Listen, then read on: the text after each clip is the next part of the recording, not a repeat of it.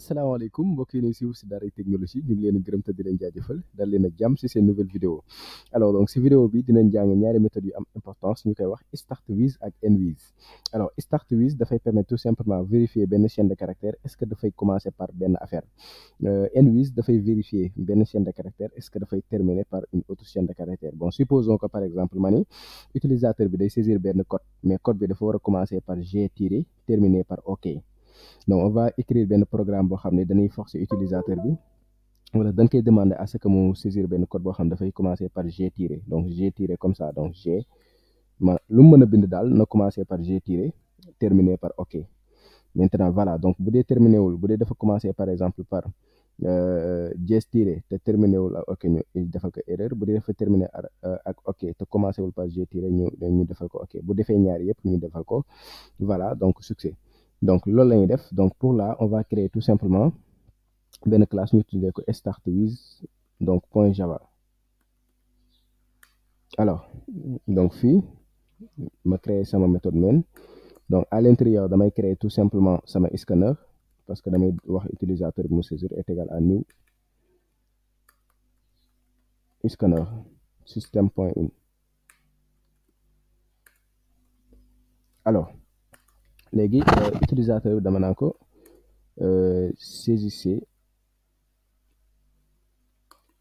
un code commençant par, excusez-moi pour les accents, par G tiré, commençant par G tiré et terminant par OK. Utilisateur va saisir, on va récupérer ce qu'il va saisir. Donc, damay def par exemple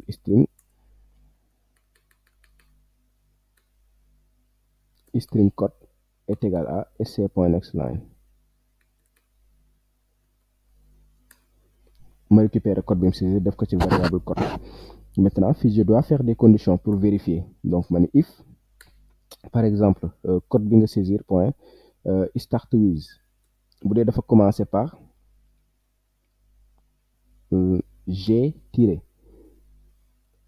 et que en même temps n'est-ce pas code point ends with dafa terminer par OK.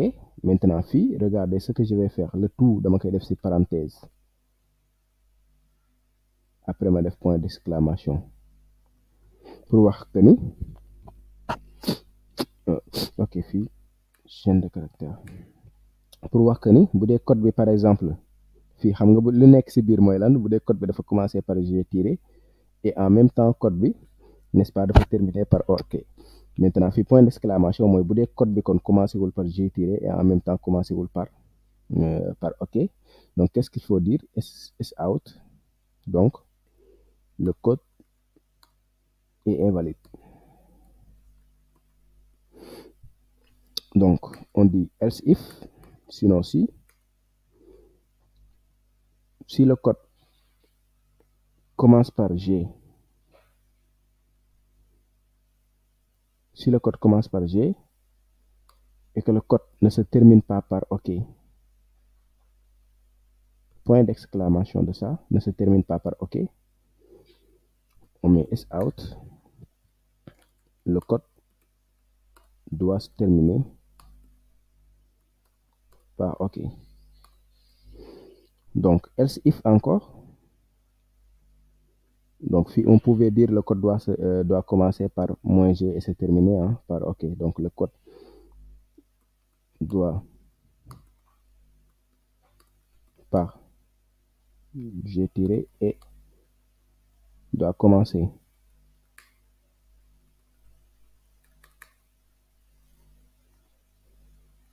par G tiré et se termine par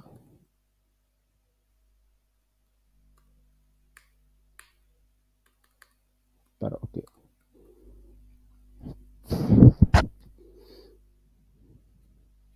Donc ou bien on lui dit que votre code ne se commence pas ne se commence pas par G tiré et ne se termine pas par OK. Voilà, donc erreur boobu noonu commencé wul par G OK, terminé wul par G OK. Maintenant bu dee dafa commencé par G te terminé wul ak OK, ñu ni ko le code doit se terminer par OK. léegi bu dee fii c'est le contraire, par exemple comment dirais-je, commencé wul par -G mais terminé na par OK, on dit que votre code doit commencer par -G.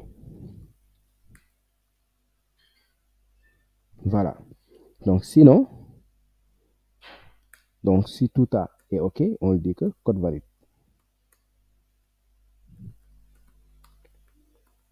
OK. On teste ça, le code valide. Donc ici c'est start with. Donc ma daal di tester, ma daal di wax Java exécutement start with.java. Maintenant, donc saisissez un code commençant par -G et se terminant par OK. Donc fii ma ni par exemple -G, non, G tiré du moins, salut OK. Normalement lii c'est bon. mu ni ma code valide d'accord. léegi ma def boo xam ni G tiré lay commencé ma ni test, donc li terminé wul par OK normalement.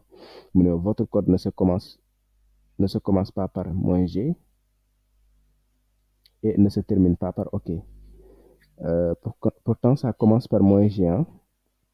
Donc fii ma xool lu ma def, donc je vais faire comme ça benn par benn, hein.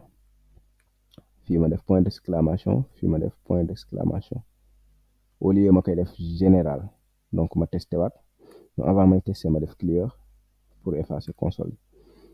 donc fii ma testé waat, ma def G tiré, maintenant test pour voir. mu ne ma le code doit se terminer par OK. Vous voyez que ici commencé naa ko par -G mais terminé wu ma ko par OK. léegi fii bu ma defee par exemple -G test OK, commencé na par -G terminé par OK, fii normalement danaa ma code valide. Maintenant dernière option bi mooy bu dee par exemple dama ko commencé wu ma ko par -G ba pare terminé ko ak OK, mu ni ma le code doit commencer par -G, comme fii ni ngeen ko gisee le code doit commencer par -G. Donc tout est OK. Donc l'idée c'était juste pour apprendre par exemple End-with ak Start-with, donc juste pour expliquer de manière ramassée ce qu'on a fait. Donc fini le logical not jàngoon nan ko, moom mooy signifier négation. donc fii la naan wax si le code par exemple commence par -G, point d'exclamation de ça mooy si le code ne commence pas par -G, si le code ne se termine pas par OK. donc afficher lii wax ko ni dafa war a commencer par -G terminer par OK.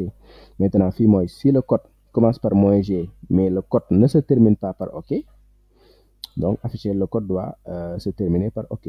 fii c'est le si le code ne se termine pas, ne commence pas par -G et que le code se termine par OK, le code commence par -G. donc voilà, sinon donc le code est valide. donc fii bu exécuter lii bu exécuter wul fii yëpp bu fi duggul ba ñëw si else bi, ça veut dire que code bi mu saisir tout simplement c'est valide.